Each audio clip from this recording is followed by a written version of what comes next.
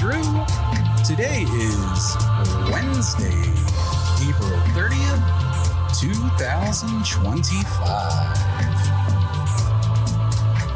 A quarter waning crescent moon is upon us. I've got a theory that the waning crescent moon is by far the best moon. Hear me out here. If you think about it, if you go outside and you see a waning crescent moon, you have to know that it'll be setting soon. Not only that, but it's actually usually pretty low on the horizon, which is always nice. And even though it's a, quarter moon or less, it can be kind of nice to look at, compared to a incredibly bright full moon, which is kind of, always right in your face. Thank you so much for tuning into the Astrocast this week. I'm your host, Rue. We've got quite a few different topics to cover this week. I don't even know where to begin. There's quite a lot of news going on in the astrophotography community right now, due to some, let's just say some unfortunate things that seem to be taking place right now. And I've been trying to think about the best way to approach this. One thing that I strive to not do on this show is get political. Unfortunately, though, it looks like politics is kind of shoving its nose into every sector of the world right now. And we are not alone in that. So what I'm referring to specifically is if you haven't recently checked out any of the online marketplaces for purchasing things like astrophotography cameras, I'm specifically referring to your cooled ZWO cameras would be a great example. So these are, by and far the most popular astrophotography cameras on the market. And all I can say right now is that I am extremely grateful that I already own two of them. And I really hope that they are able to hold up quite well over the next, I don't know how long, because if you were to go on to High Point Scientific right now, who's actually a partner of the show, what you would see is that pretty much every single camera is either sold out or on back order right now. Not only that, but unfortunately, Player One Astronomy, which is one of the more underdog type companies that's kind of up and coming right now, they announced last week that they will no longer be selling in the United States of America. So if you're outside of the US, obviously this won't affect you. Luckily, I mean, it could affect you in ways down the stream, obviously, but predominantly this is going to affect people in the States right now. So if you were in the market right now to maybe purchase your first astrophotography camera, I want to, just say I'm sorry in advance, but you're very unlikely to find one anytime soon on the brand new market. Now, that being said, there are still plenty of ways that you can obtain one, but it could be quite tricky to get your hands on one moving forward. So if we quite literally just go down the list right now, I can tell you, let's see. ASI 120 Mini sold out, 585 sold out, 220 back ordered, 533 back ordered, 2600 MC Pro back ordered, 2600 MC Air back ordered. Let's see, 585 non-cooled is back ordered, 2600 back ordered for the monochrome version. I mean, the list goes on. You can't buy a new camera right now, and that is very unfortunate. So, stay tuned in this area. We all know a lot can change from week to week in this regard. Player One says they're exploring all possible avenues to hopefully bring themselves back to the marketplace. But I'm really curious to see if ZWO is going to jump back in, or if I don't know. I guess we'll have to wait and see. They haven't made any official announcements on it. But like you say, I think everybody panic bought everything. I know I, bought a few items knowing that tariffs were going to be hitting, and I didn't want to pay double for things that are from China. So, I don't know. We'll have to wait and see, obviously, but All I can say is, if you have existing gear that you already have, you're already careful with it. I'm sure it's very expensive gear. Be extra careful with it because you might not be able to get a replacement for who knows how long if you're in the US and something were to break. Anyway, enough of the doom and gloom. Why don't we talk about some slightly more happy subjects? So if you don't know, I actually recently purchased a clip-in filter for my Canon R5. I'm very much trying to explore mirrorless camera astrophotography a lot more over this coming Nebula season.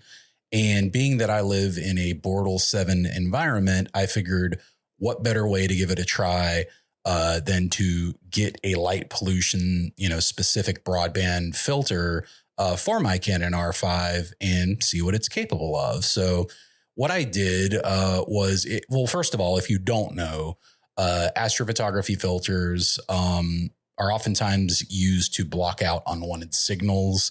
The L Pro is probably my favorite, but I would say I'm kind of unique in that regard. Most people tend to love like dual narrowband filters, which are great for Nebula season.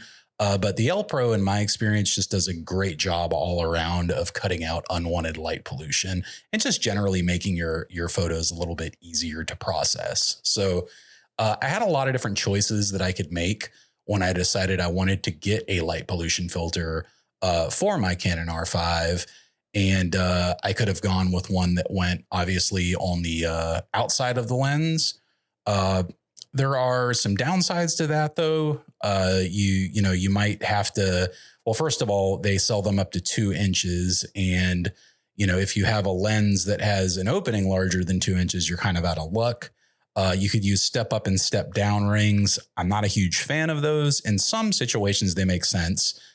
Say you have a filter that's larger than the aperture of your lens and you want to step up to that size, then that makes sense. But if you're in a situation where you have to step down and put your filter on, that can give some less than desirable results due to vignetting. That being said, I decided to go with the clip-in variety. And if you don't know, the clip-in type filter, what you do with one essentially is you take the lens off of your camera and then kind of the inside of your lens where the actual sensor resides, directly in front of the sensor clips in the filter. And the advantage of this is that you can use it with all of your lenses, with some exceptions. If you have a real bulbous backing on the back of your lens, like some really wide field fisheye lenses tend to have, then it won't work with the filter always. But for all of my lenses that I currently own and all the ones that I'm really hoping to get in the future at some point, this filter should work perfectly fine.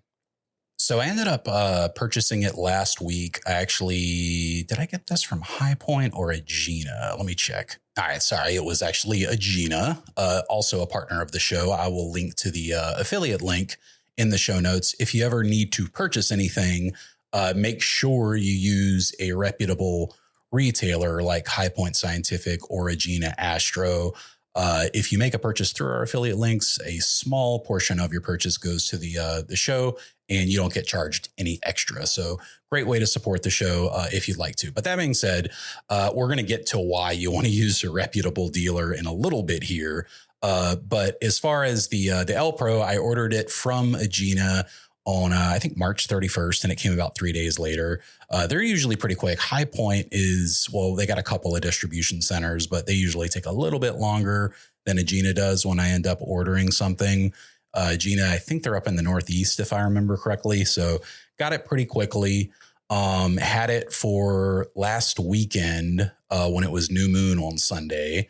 And I had a whole lot to do Sunday with the family, but we had perfectly clear skies Saturday night into Sunday morning. And it was the first time in quite a while that we've had perfectly clear skies. So I knew I wanted to take advantage of it. That said, I wasn't going to stay up all night long imaging because I knew I had to get up at 7 o'clock in the morning the next day to prepare for something that we were doing as a family all day long. So what I ended up doing was waking up at 3 o'clock in the morning and heading out to the observatory at my house, my little mini pier I built in the backyard. Because that's what I love to do. I love waking up early, particularly when it's, almost in a nebula season and you can see like Rho Ophiuchus coming up and Cygnus rising, the summer triangle. Like that is my cup of tea. I love, love, love being out under the stars at 4 o'clock in the morning when it's, dark as dark can be, even though I'm in a Bortle 7. But it doesn't matter where you are, just something special about those hours. I don't know what it is. But anyway, I woke up very half asleep, obviously. So I was extra careful with all of my movements. Anytime you're handling expensive gear, like my Canon R5 I just threw my RF 16 millimeter f2.8 lens on. Just to test out the filter. So my goal was basically, you cannot see any of the Milky Way from my house with the naked eye, not even like when it's at the total zenith, at the darkest spot in the sky. You can't make out any of it. I think we're actually closer to a Bortle 8 at this point, but with my R5 and the 16 millimeter lens, you can kind of barely pick up the Milky Way if you take a long exposure, like a 30-second exposure. But not really. That's not to say if you didn't take 20 exposures and then stack them together and then do a whole lot of processing that you couldn't bring some of it out. You can always do that with enough data. You can bring anything out. That's just physics.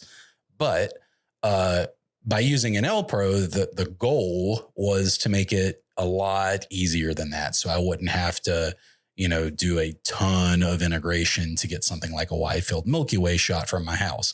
Now, I'm telling you all this, but I will say there is no substitute for dark skies. So like if I wanted to make a really, truly breathtaking Milky Way photo, I would not attempt to do it from my Bortle 7, borderline 8 backyard. That's just silly. Don't try to, take beautiful Milky Way photos from your house because you will be sorely disappointed. But I wanted to see if it could pick up the Milky Way. So I'm sitting in my backyard about 4 o'clock in the morning. I got just a tripod, my R5 and my 16 millimeter lens with the L Pro clip-in filter installed.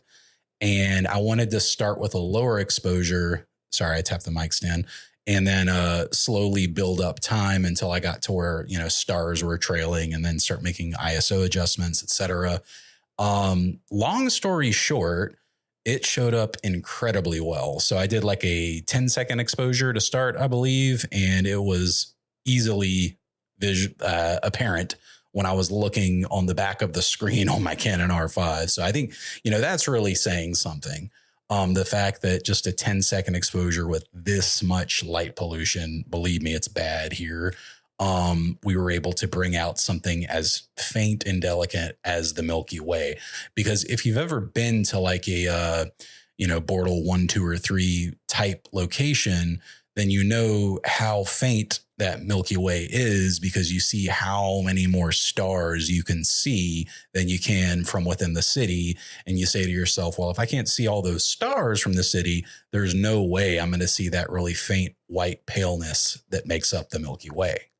So I was quite happy with the results. I will say I need to try out my 100 to 500 L lens with that L Pro clip-in filter. I did post it on our members only Discord channel. And one of our members, Dr. Schweizer, he actually posted that he has kind of a similar setup with his R5 and a 100 to 500 L lens. And he posted a photo of Andromeda and the Orion Nebula, both taken with an unmodified R5. And man, they were breathtaking photos, particularly the Andromeda photo. I really, really dug it. It didn't have as much red, obviously, because in unmodified camera. I know I've talked on and off a lot about whether or not I'm going to modify my R5 on this channel.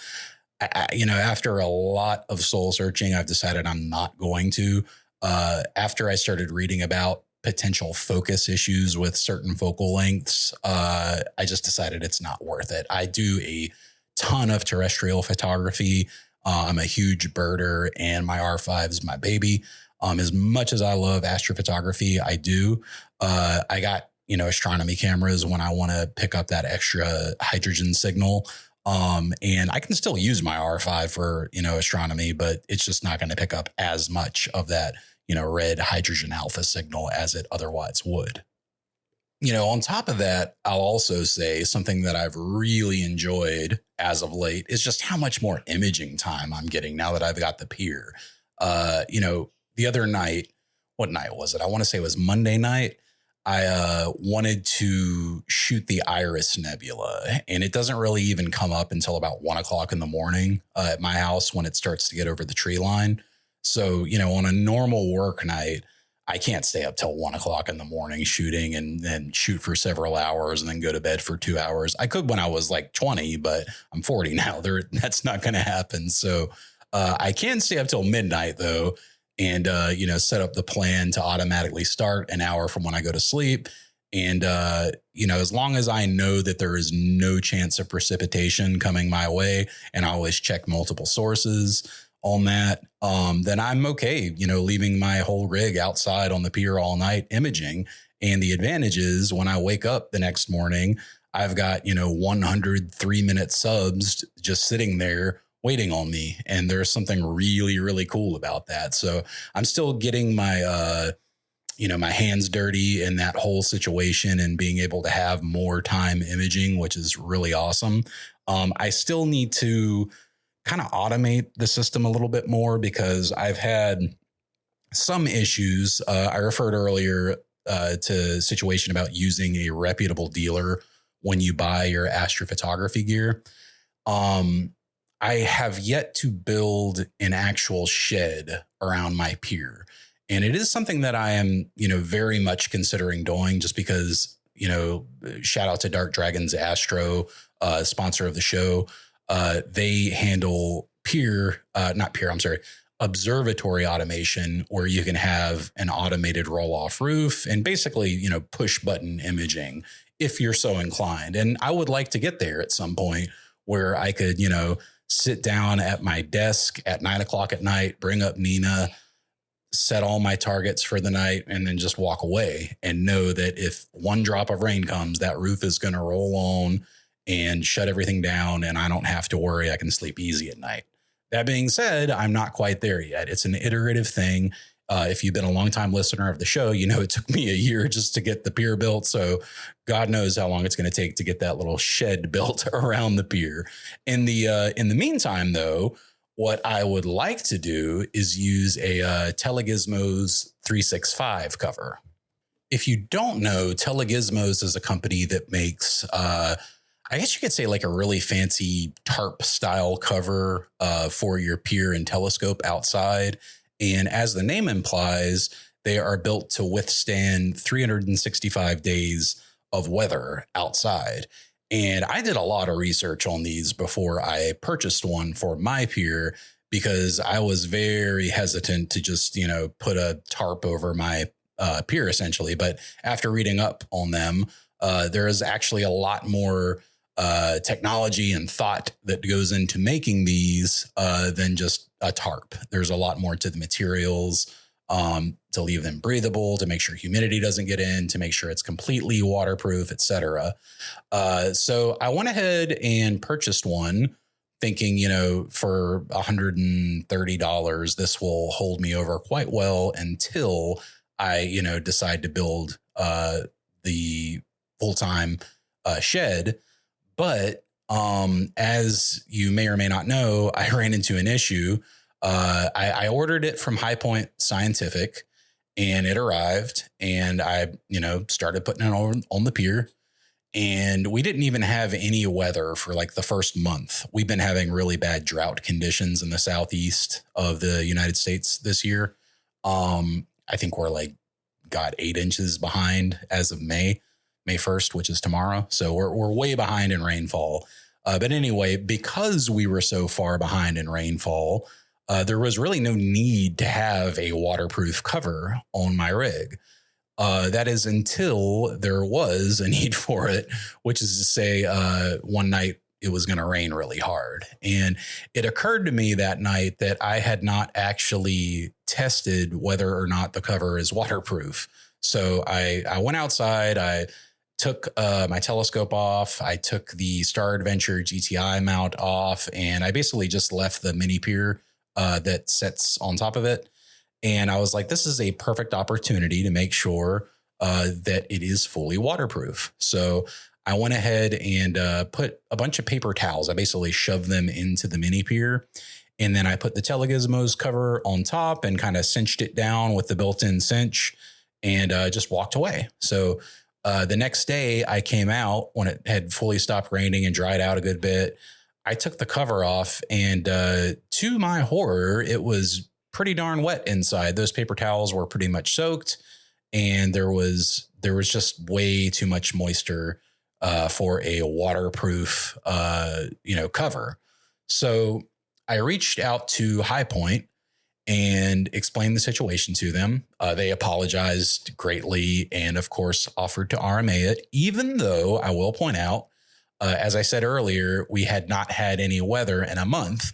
It didn't occur to me to test to make sure that it was waterproof because of that. So I was outside of the return window, technically speaking, but because High Point is a very reputable company, they understood that there would be no reason for me to test this gear before there was rain, and, kindly offered to send me a replacement at no extra charge to me. They paid for the shipping label, etc. So I packed up the damaged goods, sent them back to High Point, and within 3 days, I believe I received the replacement.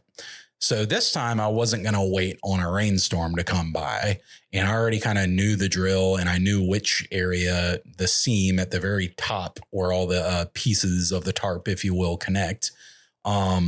So I went out to the pier, I shoved paper towels in again, and then I placed the new cover on top. And then I got a garden hose and just sat there and sprayed it with the rain setting for about 5 minutes. I stopped spraying, took the cover off, and then the paper towels were wet again. So I was, obviously not happy. I took my phone out at that point and recorded a video of exactly what was happening. And I sent that to High Point. Now, I think what's happening here is that there is just a bad batch. Like maybe it got past their quality assurance team. I don't know what type of quality assurance Telegizmos does. But like I say, I've heard nothing but great things about this company, and literally all the reviews that I've read, I've yet to find a negative review. So I'm willing to give them the benefit of the doubt that maybe, something bad happened with this one group. So when I reached out to High Point, though, credit to them, they offered to fully refund me, or they offered to ship me a different replacement from a different distribution center of theirs. The idea being that if it was a bad batch, hopefully that whole batch was with their, one distribution center that sent out the two that didn't work right for me. And that maybe if they sent one out from, say, Colorado instead of, New England, I would get one that would not have that leak. So I decided to go that route. I am, waiting on the replacement to come.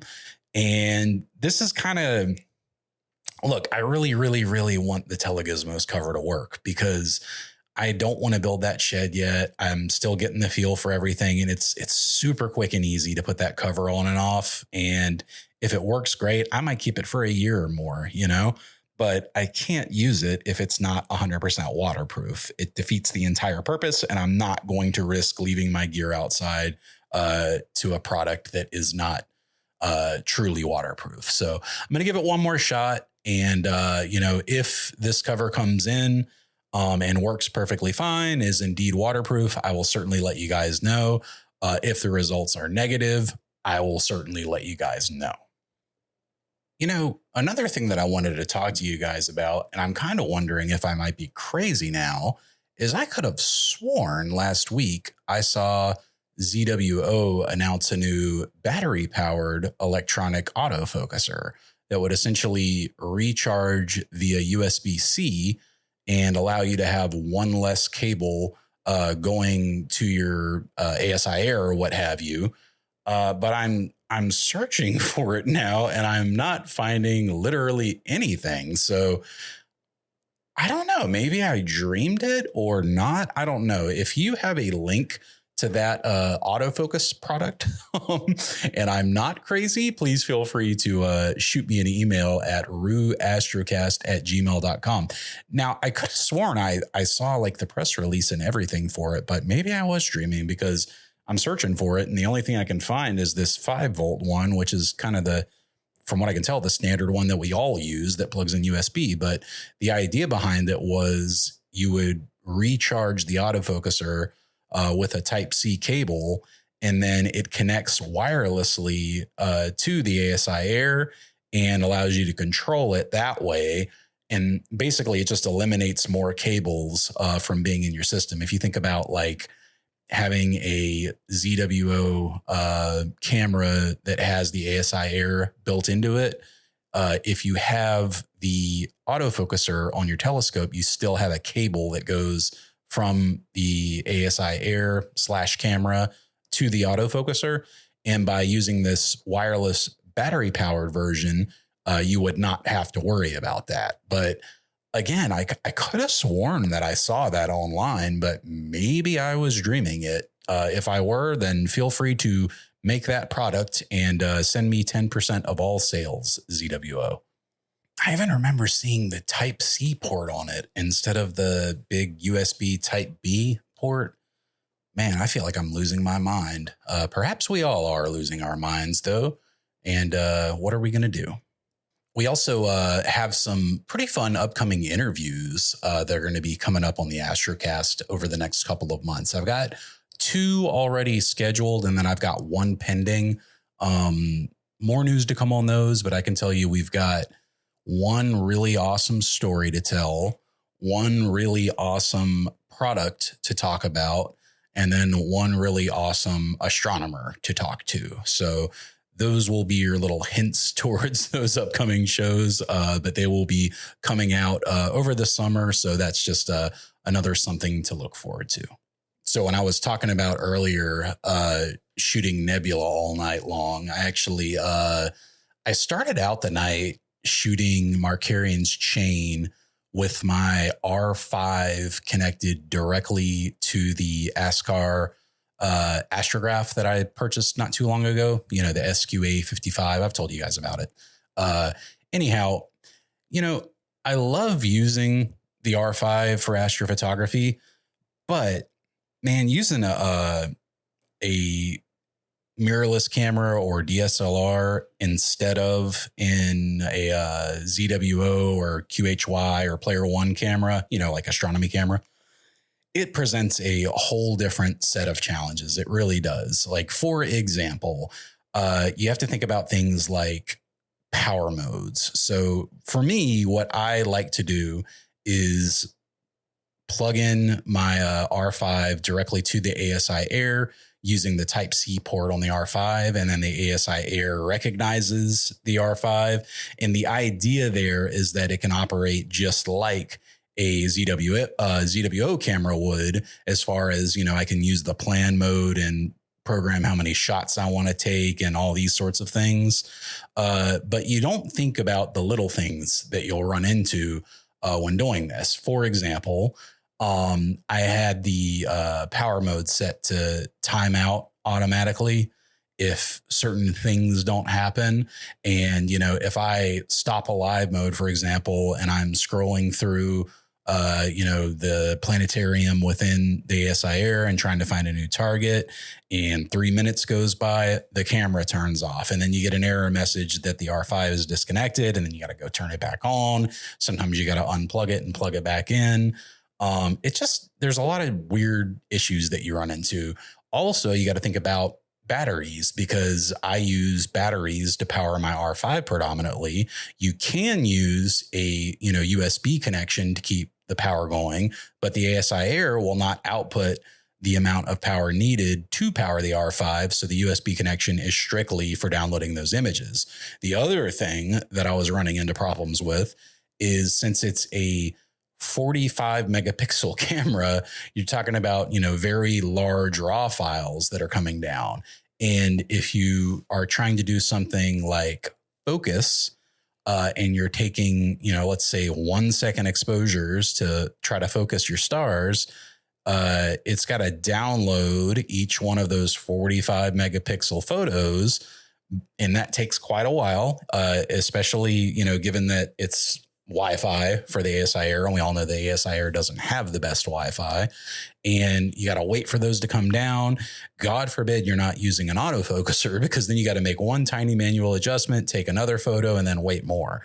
All that being said, I think I am going to mostly use the R5 for wide field stuff. So I'm talking Milky Way, maybe like RAW 50 millimeters or shorter, ideally, is what I'm thinking, just because I love using it for all things astrophotography, but I hate the process of making it work with all of my different gear. It's just not built for that, unfortunately. And you do run into some issues. So if you've ever used a mirrorless camera or a DSLR in an ASI Air type setup, you'll probably know what I'm talking about. So I only named a couple of things, but there were lots of other issues that I ran into. If you want to run your camera all night long, then you probably need to, buy a dummy battery and insert it. A dummy battery is basically something that's shaped like a battery, but essentially just provides power directly to the camera from an AC outlet. But if you're going to go that route, that's spending a little bit more money. If you just use your regular batteries, I've got, a ton of R5/R7 batteries lying around, but you got to be awake to go out there and swap the battery out. And swapping the battery out requires turning the camera off, which requires resetting the focus. And then, you got to manually set the focus again. And it just becomes it's a whole issue. So just something to consider. Me personally, I think I will probably stick with the wide field imaging for the most part with my R5, with a few exceptions, because like I say, I really want to try out that 100 to 500 lens. I kind of wonder if I might be overdoing it a bit with the guiding and everything. I think what I will actually do is next time I feel like giving a try to my R5, I'm going to take the ASI Air and the autofocuser and all that stuff out of the picture. I'll probably just remove the telescope entirely. And then just put my R5 with the 100 to 500 L lens directly on the GTI, do a really good polar alignment from the built-in polar scope, and then maybe set it to like 100 millimeters to start, use the built-in interval timer, and then just take my shots that way. Now, the only thing that you would have to do if you went that route is just make sure that you manually dither every 2 or 3 frames, because if you don't dither, you're going to end up with walking noise, and walking noise is pretty much impossible to get rid of in post. You can tame it a little bit, but it's just not going to look as good as it would if you dither. So maybe I'll try that instead before I completely sail off the R5 using, deep sky imaging. I don't know what I just said, but before I, completely change my mind on it, I'll give that a try. And then I'll let you guys know how it goes when I do get the chance to do that. I think write off was the word that I was looking for there. It was just escaping me in the moment. So my apologies. It's been a long day, and before I started recording this session, I ran into just about every single issue that I could possibly run into. I love Adobe Audition when it works properly, but man, when you start running into issues, particularly if you're using like a hardware audio interface, they snowball. It goes from one thing to another, and before long, you're just ready to throw your arms up in the air and say, I quit, which is, I was about, I don't know, maybe 1 more minute away from doing that and just saying, you know what, I'll let the episode out Friday this week, but try to avoid that whenever possible. So just had to take a deep breath, go in, check those audio hardware settings for the millionth time, and not let it retune my sample rate. That EAF thing, man, that is going to drive me nuts. I'm telling you, it's like, I know I saw it, but I can't find anything on Google. I haven't asked GPT yet. Maybe GPT knows.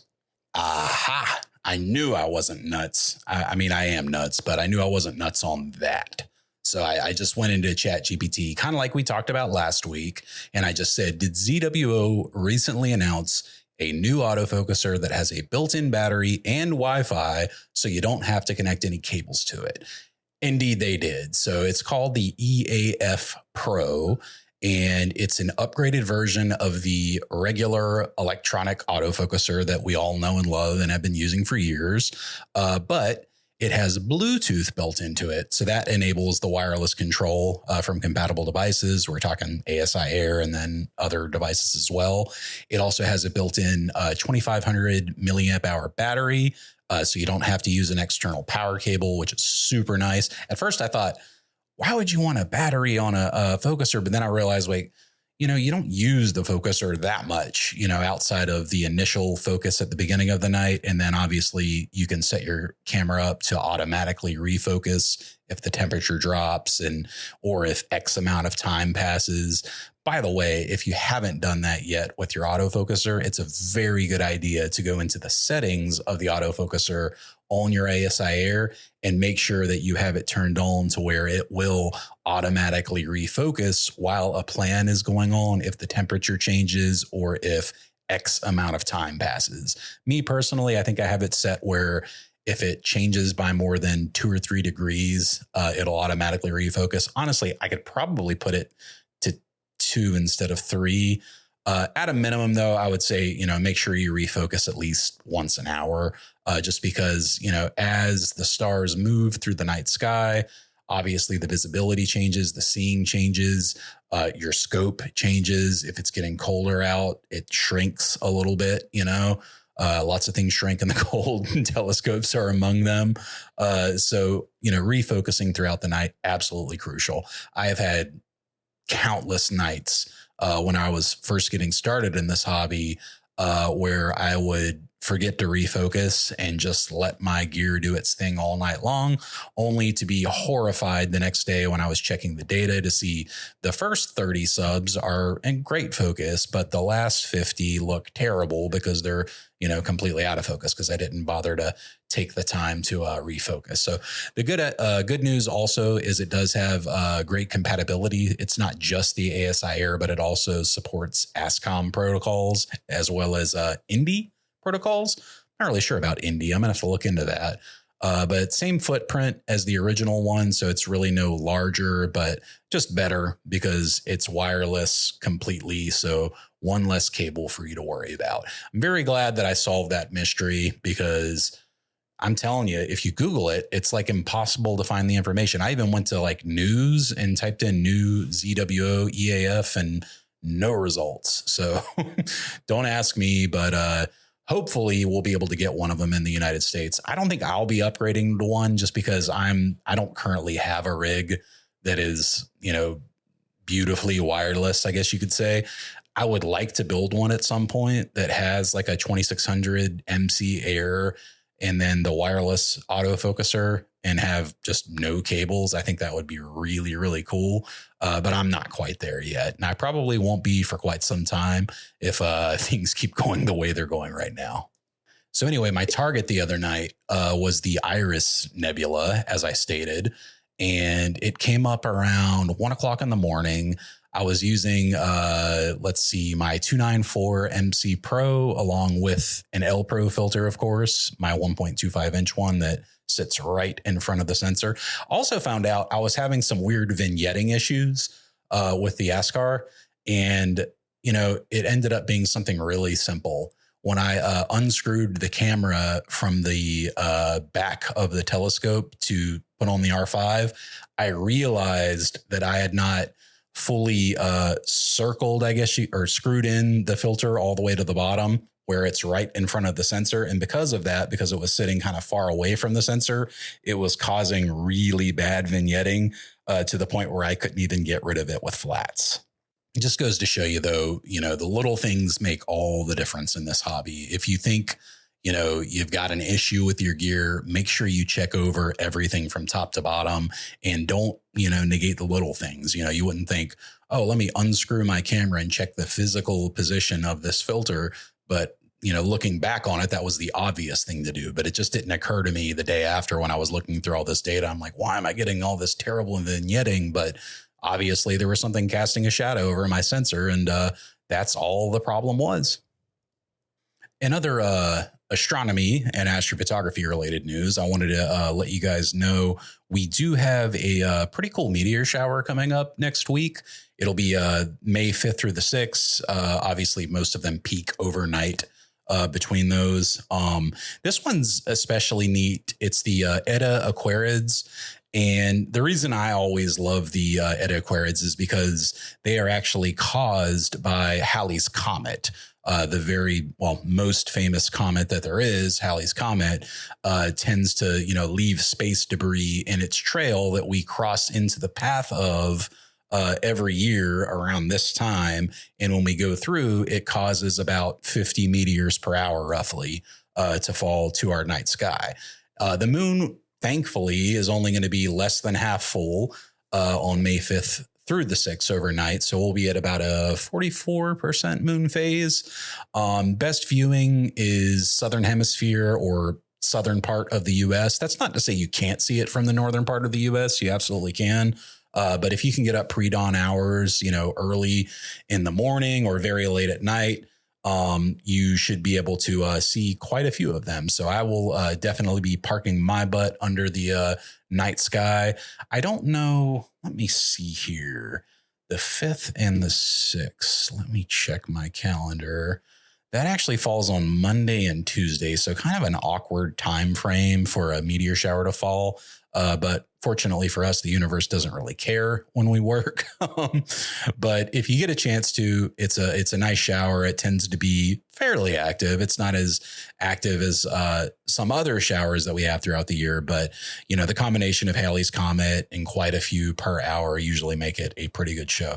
After that, I believe we have the Delta Aquarids. They're very less active shower, but tend to produce a little bit more fireballs. Unfortunately, it's only 10 to 20 per hour. We will have a better moon on that one. We'll only be at a quarter moon. So that's something to look forward to. And then after that, that's when kind of the big one, the Perseids, that's going to fall August 12th through the 13th. But unfortunately, the moon's going to be 84% full. So I don't know what it is. I'm sure if I dug into it, I could probably figure it out. And I'm sure it has something to do with rotating moon phases year after year. But it just seems like most of the good showers continuously fall around full moons as of late. So hopefully that'll change for us next year. But Perseids, like you say, 84% full moon, and that's really the busiest one of the year with up to 100 per hour. Still worth watching when it comes around in August, because you can still see plenty of meteors, but you just won't be able to see the fainter ones. And with something like the Perseids that has so many per hour, those fainter ones make up the bulk of what you would see, even if it were new moon. And really, that's what kind of makes it special. Otherwise, if you're just seeing the occasional, really bright one, maybe every half hour or so, if you're lucky, then there's really no difference between that and something like the Eta Aquarids. See, I ended up photographing the Iris Nebula for about 4 hours that night, though. And next morning, I took my flats. That was interesting because I was trying to take sky flats during the not twilight hours of the morning. Pro tip, you can't do it. Don't even bother. I even tried stacking like a bunch of paper towels on top to see if I could make it dim enough. What I ended up doing, I didn't want to move my telescope for fear of knocking dust off the lens and not being able to take proper flats for a whole night's work. So I just basically took my flat cap that I made, put it on top of the telescope, and then put my tablet over it, which kind of blocked out the rest of that excess light, turned the light way down. And then I was able to get those ideal 6 to 8 second flats that you need for the 294 MC Pro. You got to aim for longer flats with the 294 MC Pro. It's one of the many quirks of the camera. If you know what you're dealing with, you can still get amazing results with the 294 MC Pro. But you just have to be prepared for that. It's a micro four thirds camera and it's got kind of a finicky sensor. But if you know how to make it work, you can get some great results. So I was pretty happy with the image overall. It was actually the first time in a while that I've been able to, fully edit and process an image from top to bottom. I was pretty happy with the results. They weren't like my best ever. I'm definitely going to try to get some more data on this project because it's really cool because it's a really wide field view of the Iris Nebula. The last time I was able to shoot the Iris was when I was on my dark sky trip last summer. Yeah, last summer. And that was a much more close-up view, which is very breathtaking with the Iris Nebula. If you haven't shot the Iris before, by the way, I would highly, highly encourage you to do so. One of the cool things about it is this is a great time of year to shoot it. It's technically always above the horizon from my part of the world, just because it orbits fairly close to Polaris. Not super close, but pretty darn close. It's in, like I say, it's in Cepheus. It's called the Iris Nebula. It's very, very blue. The way that it comes out, it's quite beautiful. I think it's scientific name's NGC 7023, and just really a great target to shoot this time of year if you're waiting, for Cygnus and everything to come up. It's one of the kind of earlier risers that you can get before Vega shows up. So definitely give it a try if you get a chance. I want to take a moment here and thank a few new members of the Patreon. We actually have 3 new members. So I want to thank Eric, Gordon, and See About It. I don't know See About It yet because I sent him a message saying thank you so much for supporting the show. Haven't gotten a message back yet, but if you are listening, See About It, check your messages on Patreon. I sent you a message. I also sent you a link to our members only Discord where we're always talking about something astronomy related. And we'd love to see you in there. That goes for anyone who's listening to the show. If you would like to join us, please feel free to visit patreon.com/the Astrocast. You can join for just $1 a month and get access to the group along with all the benefits that come with it. And we would certainly love to have you there. The other thing I'll mention briefly is I'm seeing all the photos come in of everyone who ordered their Astrocast shirts, which is just really, really cool to see. Thanks to everyone. You guys know who you are for those photos. If you want to tag me at the Astrocast or go to the Facebook or the Patreon, whatever you want to do, I will gladly post your photo on the Facebook page. I'm extremely humbled, to say the least, to see the Astrocast shirts all the way across the globe. So I remember just thinking, man, oh man, I created something out of my mind a little over a year ago. And now people on the other side of the world are wearing gear representative of that idea. So we've built more than a podcast here. We really are building a community, and it wouldn't be possible without you guys. So thank you so much for all the support. Again, if you would like to get one, you can get it at qcroo.com, like Queen City, ROO, qcroo.com/store. I will also put a link in the description of the podcast notes if you'd like to grab one. And like I say, just shoot me a message if you want, and I'd be happy to post your photos. So really, really cool seeing the Astrocast gear starting to show up out in the wild. And just thank you guys so much for all the support. And one other thing I'll just briefly mention is we do have the call-in line.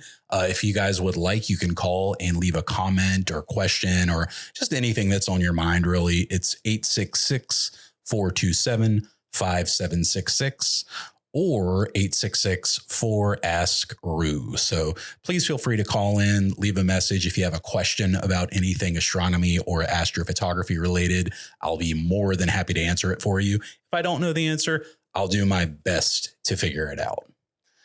All right, why don't we talk recommendations for this week? I've been trying to decide what I want to recommend this week because there's quite a few different things that I could go with.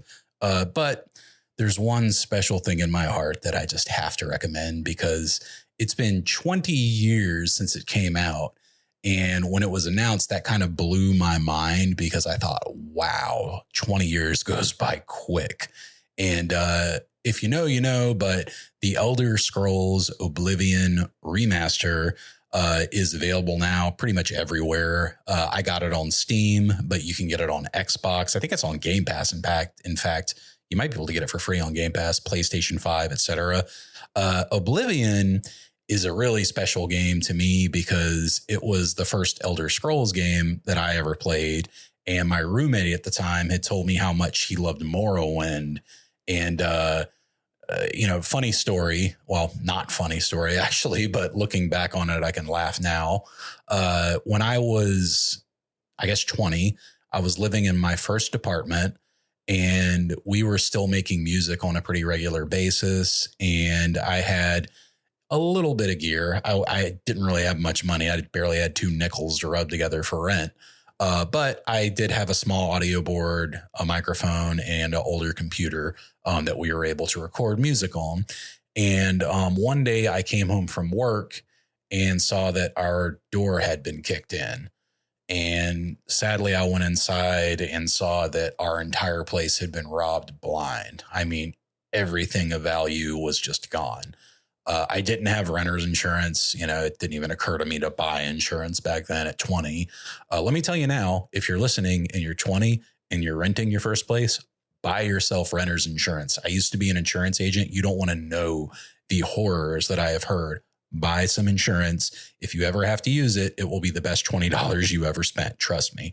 Anyway, everything was gone and we had nothing left. So that included at the time my PlayStation 2, I want to say, got stolen. And that was kind of my sole source of entertainment. And because of that, I basically had, nothing for quite a while, but we eventually upgraded to an Xbox 360 when they came out. And,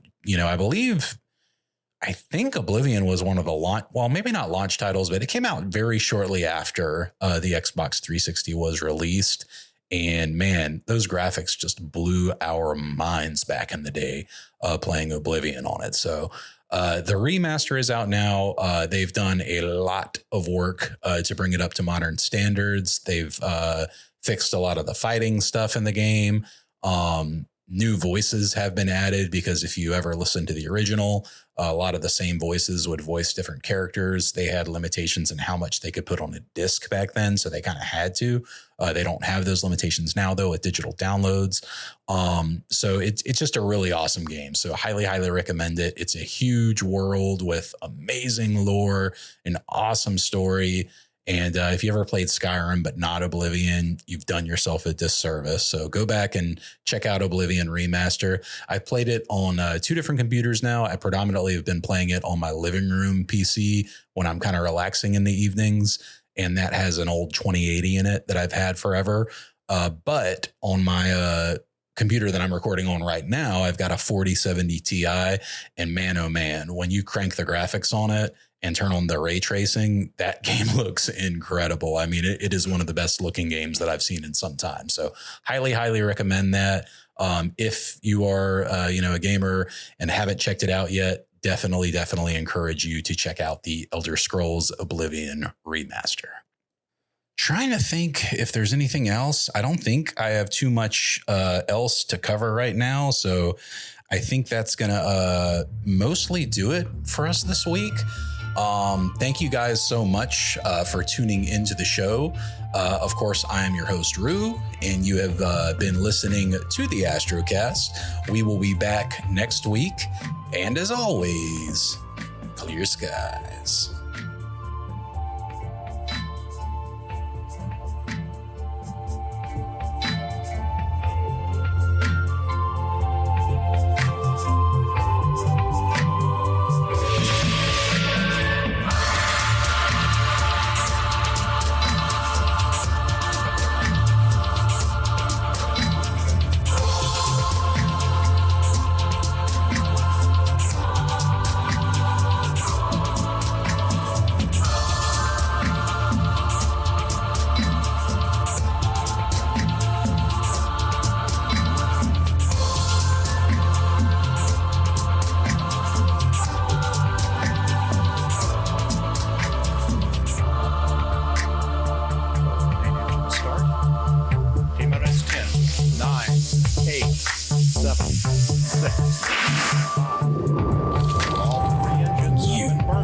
Listening to the Astrocast.